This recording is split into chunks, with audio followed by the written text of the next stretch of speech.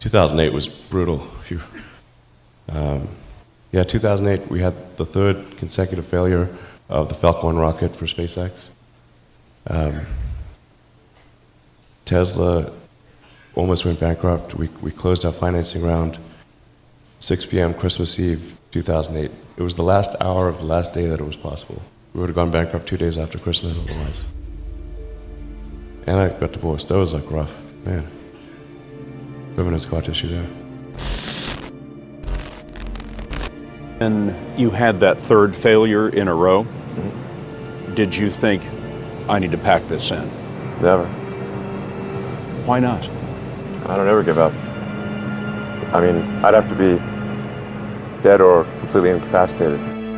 People who've been in the rocketry business for decades, Yeah. who say about you that you don't know what you don't know. Well, I suppose that's true of anyone. How can anyone know what they don't know? But when critics say you can't do this, your answer to them is, we've done it. you know, there are American heroes who don't like this idea. Neil Armstrong, Gene Cernan have both testified against commercial spaceflight in the way that you're developing it, and I wonder what you think of that. I was very sad to see that, because those guys are, yeah. You know, those guys are heroes of mine, so it's really tough.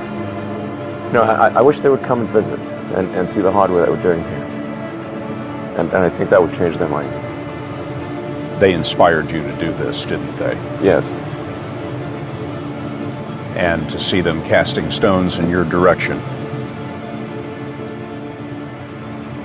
It's difficult.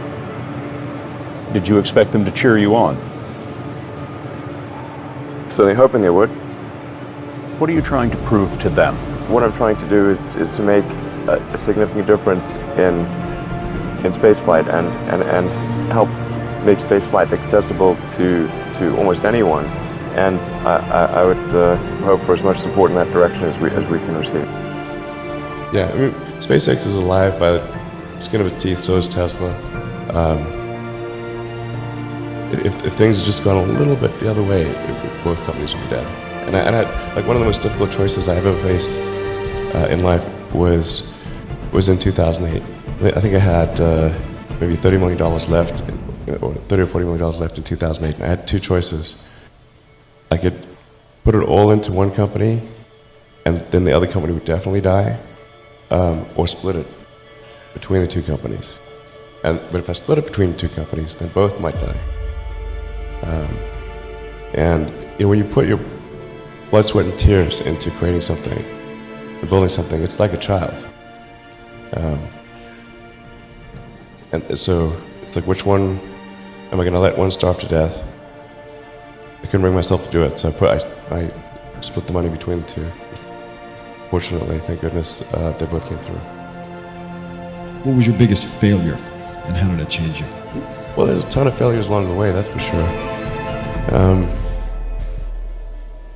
Like I said, as I said, for SpaceX, the first 3 launches failed, and we're just barely able to scrape together enough parts and money to do the 4th launch. If that 4th launch had failed, we would have been dead. So multiple failures along the way.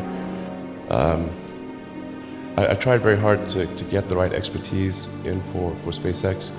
I tried hard to find a great chief engineer for the rocket, but the good chief engineers wouldn't join, and the bad ones, well, there was no point in hiring them. So I ended up being chief engineer of the rocket.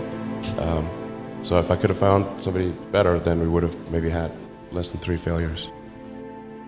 Like, where do you go to, both personally, intellectually, as an engineer, as a team, like for source of strength needed to sort of persevere through this? A source of strength? I just really not how I think about things. I mean, for me, it's simply this is something that is important to get done, and we should just keep doing it, or die trying. And I don't need a source of strength. So quitting is not even like... It's not in my nature. Okay. And I don't care about optimism or pessimism. Fuck that, we're going to get it done.